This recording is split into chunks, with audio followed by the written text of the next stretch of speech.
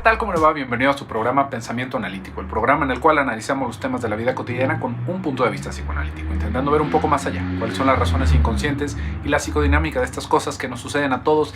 Y esta semana, como mes con mes, tenemos esta dinámica que tanto me gusta con ustedes, que es responder las preguntas del auditorio. Tenemos un montón de preguntas, escogimos algunas van como conglomerando un poquito las mismas ideas que se van haciendo, porque de repente son muy similares, así que vamos a dar comienzo con las preguntas que tenemos para esta semana. Primero que nada, nos dice Daniela: hola José Luis y equipo. Quisiera saber por qué las personas ancianas comienzan a tener ciertos comportamientos que son muy parecidos a los de los niños pequeños. Berrinches, no querer hacer las cosas, querer atención todo el tiempo, etc. ¿Está relacionado con el envejecimiento mental o solo la necesidad de sentirse querido y acompañado? Muchas gracias, Daniela. Una pregunta muy interesante que surge a menudo que surge a menudo en los espacios que hay para comentarios. Y esto tiene que ver, siempre hay que entender que no es un solo factor lo que nos vamos a encontrar. Es rarísimo que nos encontremos que solamente tiene que ver por un solo lado.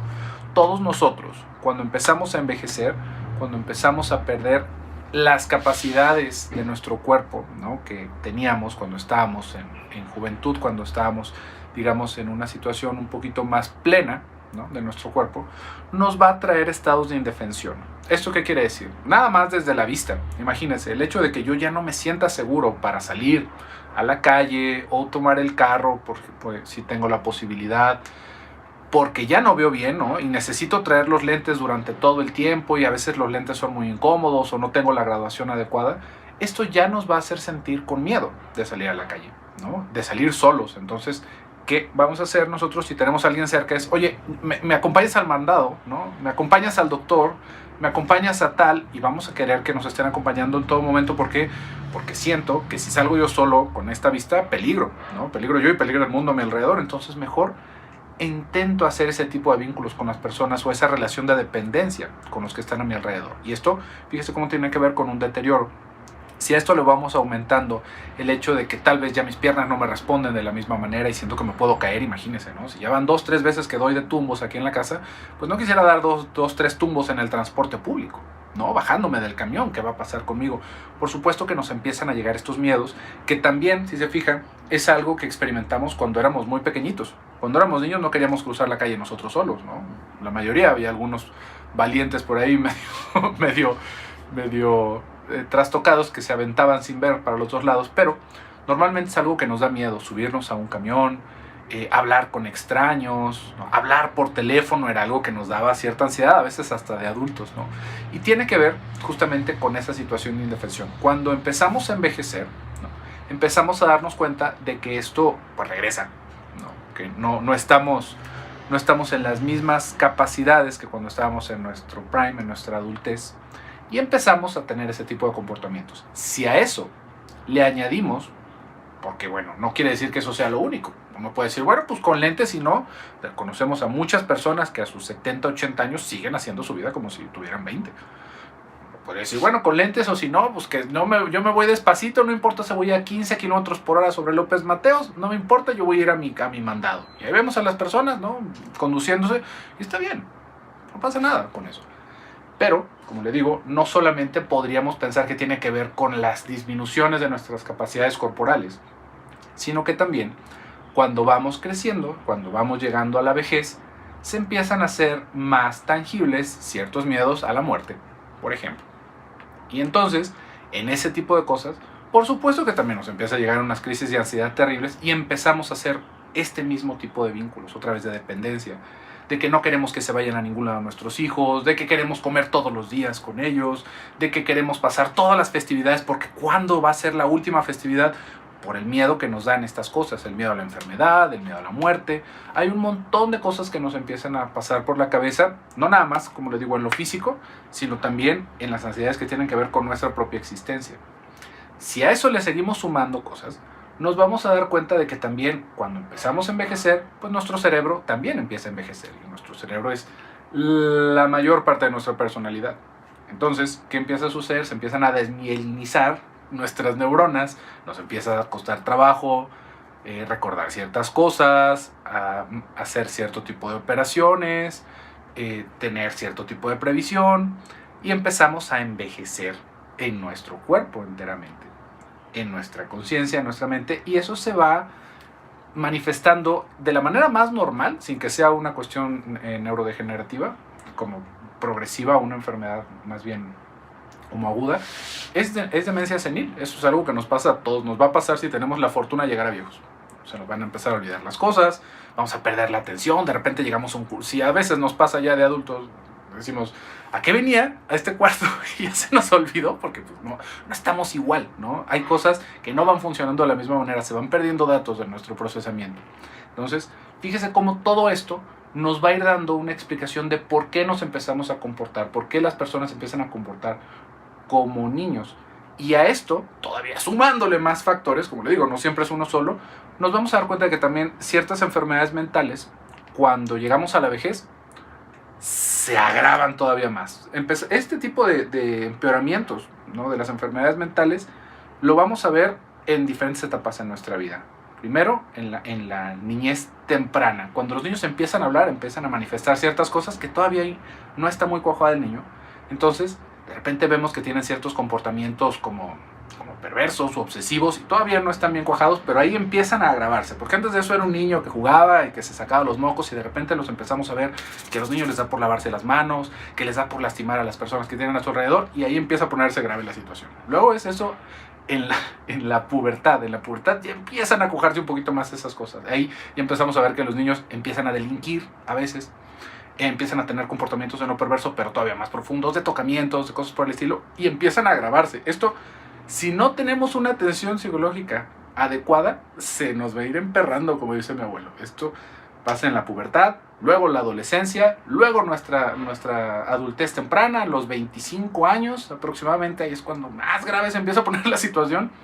Después de eso, como a la mediana edad, a los 40 años, otra vez empiezan a llegar muchas cosas que traíamos rezagadas, y a los 60 años y de ahí para adelante cada vez se va poniendo peor si no recibimos una atención adecuada a este tipo de padecimientos. Una melancolía en la tercera edad que no fue cuidada es una persona que se puede llegar a quedar en unas situaciones muy deplorables, ¿no?, casi catatónica. Son estas personas que ya vamos estereotipando que todo el día están en la iglesia, por ejemplo, que están rezando todo el tiempo y que no pueden sacarse el rosario y que todo tiene que ser Dios mediante. Uno diría, ¿qué pasa con eso? Pues ya es una caracterotipia. Ya es una situación en la que todo el tiempo están con temor a morir sin estar confesados y que no se quieren salir de la iglesia y que no quieren salir de la casa si no leyeron 5 rosarios. A ella es una situación que ya la tenemos gravísima. Ya no es ese tipo de trastorno que pudimos haber tratado tal vez en la adolescencia o en la adultez. Entonces, eso también hay que entender que si teníamos una situación de dependencia, si también teníamos una estructura más bien hacia lo psicótico, ya que se llega a la vejez, vamos a ver unas manifestaciones extremas de este tipo de personalidades. Entonces, esto para tenerlo en consideración. Por eso es que hay que cuidarse desde antes de que lleguemos a esas cosas. Por eso es que hay que mantenernos sanos, ejercitándonos, hay que comer muy bien, hay que dormir muy bien el tiempo que podamos dormirlo, porque nos va a cobrar factura el tiempo, siempre. Siempre nos va a cobrar factura. Entonces, ahí como a manera de respuesta a esta pregunta de por qué empieza a suceder eso nuevamente. Seguimos con las preguntas, que estos programas siempre se nos van largos. Ahora tenemos otra pregunta que también va a requerir una explicación extensa, y es de Lola. Nos dice, me gustaría saber cómo se diagnostica el ADHD, que es el trastorno de déficit de atención, en adultos y tratamiento. Mil gracias, saludos a Pensamiento Analítico, muchas gracias Lola. Vamos a pensar aquí algo. Por lo general, cuando hablamos de trastorno de déficit de atención y de hiperactividad, ¿no?, que también es esa H extra, lo que comúnmente se hace es que es un diagnóstico de consultorio. Es sin ninguna prueba, simplemente con una entrevista y con una valoración del médico o del terapeuta, dice, este niño puede tener tal cosa. Esto es un problema gravísimo, pero gravísimo, gravísimo, gravísimo, porque hay que entender que cuando se hace un diagnóstico que tiene que ver con lo psiquiátrico, por lo general es ya para medicar a una persona. Esto es como un referente, casi siempre. Esto es algo que hacen ahorita lo estoy pensando en los niños, ahorita nos pasamos a los adultos, es porque en la escuela el niño no se puede quedar quieto, el niño está platicando todo el tiempo, el niño no entrega las tareas, el niño ya se peleó con alguien, se manda con el consejero estudiantil, el consejero estudiantil le hace una valoración, dice este niño seguramente va a necesitar de un pedopsiquiatra porque no se queda quieto, ¿no? Son personas que no siempre son las mejor preparadas, entonces van a derivar inmediatamente a alguien que sienten que tiene más preparación, y el psiquiatra le va a llegar a ese niño que ya viene con un pretexto alrededor del déficit de atención, le va a hacer una valoración que muchas veces tampoco es a gran profundidad y le va a mandar algún medicamento para que pueda concentrarse, y esto se vuelve un problema crónico a partir de ahí, porque ese niño nunca recibió atención psicoterapéutica, nunca se le hizo una pregunta ni una valoración a su familia, y lo único que estamos haciendo es que el niño está medicado, ¿para qué? Para que se quede quieto. Y ya le fastidiamos una parte de su desarrollo a esa criatura. En los adultos, fíjese, esto es en los niños que uno podría decir, bueno, es que debemos de ser súper cuidadosos con los niños. Y no pasa de esa manera. Con los adultos es también del estilo. Nuestro terapeuta, que quién sabe si tiene la preparación, nos dijo que nosotros tenemos trastorno de déficit de atención y de hiperactividad. ¿Por qué? Pues porque somos muy distraídos, porque no podemos concretar nuestras metas, porque se me olvidan las cosas, y nosotros nos compramos la idea y nos etiquetamos. Claro, es que todos mis problemas tienen que ver porque tengo un trastorno psiquiátrico de déficit de atención y de hiperactividad. Y de ahí podemos ir por la vida buscándole una razón y una respuesta por nuestro déficit, por nuestro trastorno. Pero déjeme le platico cuál es la manera más adecuada de hacerlo, y nos vamos a quedar los dos, le aseguro, con la misma cara. Cuando se hace un diagnóstico más estructurado en la cuestión psiquiátrica, en lo que se apoya el médico es en el manual de diagnóstico diferencial. Este es el famosísimo DSM y su versión, que ahorita van en la 5. Esto va por países, por lo general es para Latinoamérica, para América, pero ahorita vamos a hablar de del DSM-4, del DSM-5, perdón. En ese manual vienen diagnósticos en los cuales nosotros, como un profesional de la salud, nos podemos apoyar viendo ciertas conductas y su frecuencia en la persona. Esto es una estandarización de la enfermedad mental. Podríamos pensar, una persona que sufre de esquizofrenia, lo podemos encontrar en ese diagnóstico, y la esquizofrenia en ese diagnóstico se va a diferenciar. ¿Por qué? Porque tiene tales tipos de alucinaciones, porque ha tenido tales tipos de actings, porque ha tenido tales tipos de pensamientos durante tanto tiempo y con tal frecuencia. Esto se utiliza como una herramienta para el médico para darse una idea de qué tipo de esquema va a darle a esa persona con sus medicamentos y qué tipo de tratamiento va a recibir. Esto es algo con lo que muchos psicoterapeutas estamos peleadísimos, porque fíjese nada más cuáles van siendo ciertos diagnósticos. No nos vamos a meter a profundidad. Esto es, digamos, lo más serio que se pone en la psicología en cuestión científica. ¿Por qué? Porque esta es una muestra de muchísimas personas en donde se toma un consenso con la sociedad científica de decir, todos vamos a decir que esto es esquizofrenia. Si la persona ha tenido este tipo de pensamientos delirantes durante tanto tiempo, durante tal frecuencia, podemos estar seguros, todos estamos diciendo lo mismo, sí, ok, entonces lo vamos a dejar como que esa persona es esquizofrénica. Y una persona que es esquizofrénica bajo ese manual se va a tener que someter a cierto tratamiento con ciertas medicinas y de ahí ir avanzando en su desarrollo, ¿no? Dentro de ese esquema clínico. Esto es un reduccionismo terrible alrededor de lo que se puede entender como psicoterapia psicoanalítica. ¿Por qué? Porque podríamos entender que la cuestión de la personalidad es algo que no queda tan cristalizado, sino que es algo psicodinámico. Por eso es que es un tratamiento psicodinámico. Y de esto podría hacerle un montón de programas, ¿no? De por qué sí, por qué no, y hasta lo podríamos platicar con un psiquiatra, con un médico, ¿no? Porque esto siempre es un punto de quiebre alrededor de qué es más importante, el medicamento o la psicoterapia. Y ahí la importancia es de las dos cosas en ciertos momentos. Pero la medicina siempre va siendo un camino más rápido y más corto para obtener un resultado que nos normalice en la sociedad. Ese niño, no necesitamos preguntarle sus traumas, ni investigar, ni hacer un trabajo de vinculación y de transferencia con el niño, mientras le demos una medicina que le va a aumentar su capacidad receptiva, porque se va a volver más receptivo. Y ya. Todo lo demás lo dejamos de fondo, pero ese niño va a funcionar mejor en la escuela. Entonces regresando, ¿no? Después de hacer todas estas cosas, ¿cómo se diagnostica? Le voy a decir nada más algunos criterios de cómo se diagnostica el trastorno de déficit de atención en adultos. Nada más para que se den una idea, aparte del tipo de características que estamos buscando. Fíjese nada más, los síntomas, estos son los síntomas, no son los criterios de diagnóstico. Los síntomas del trastorno de déficit de atención son dificultades para concentrarse, dificultades para completar tareas, cambios de humor, impaciencia y dificultades para mantener relaciones. ¿Quién no califica dentro de eso? En una situación de ansiedad. Pero ya lo diagnosticamos como un tipo de trastorno. Ahora vamos pensando un poquito en los criterios de diagnóstico que vienen como tal. Nada más le voy a mencionar algunos. Fíjese, tiene que estar presente a menudo por más de 6 meses para que se pueda diagnosticar algo así. En los niños, esto es en los niños. No presta atención a los detalles o comete errores por descuido en las tareas escolares o en otras actividades. Tiene dificultades para mantener la atención en las tareas escolares o durante el juego. No sigue las instrucciones ni finaliza las tareas. Tiene dificultad para organizar tareas y actividades. A menudo extravía objetos necesarios para tareas o actividades de la escuela. Se distrae fácilmente, es olvidadizo en las actividades diarias. Esos son los criterios que estamos utilizando para darle medicamento a los niños. Que los niños se distraigan. Durante más de 6 meses, 2 veces al día, en 2 situaciones diferentes de su vida. Ya ve por qué es el pleito con eso. Y no porque digamos es que está mal y esto debería cambiar. Pero es una manera muy superficial, me parece, de hacer todas estas cosas. Y evidentemente que no nada más es con eso, sino que son muchos más criterios. Son entrevistas muy largas.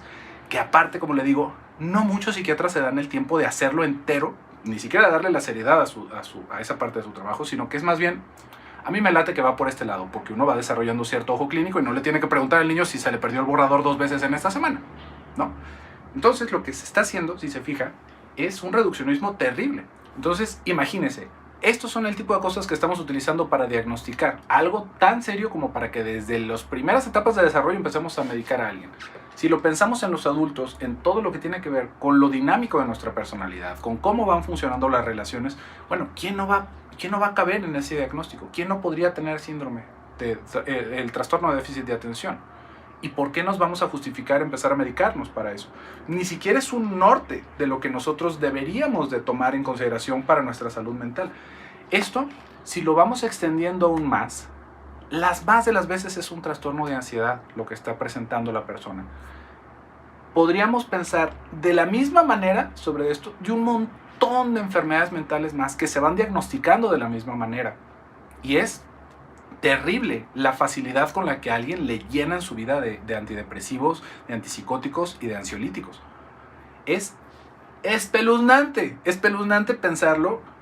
Aquí en México todavía no está tan promovido eso como en otros lugares, por ejemplo como en los Estados Unidos, que ese es el tratamiento base para la mayoría de las enfermedades mentales.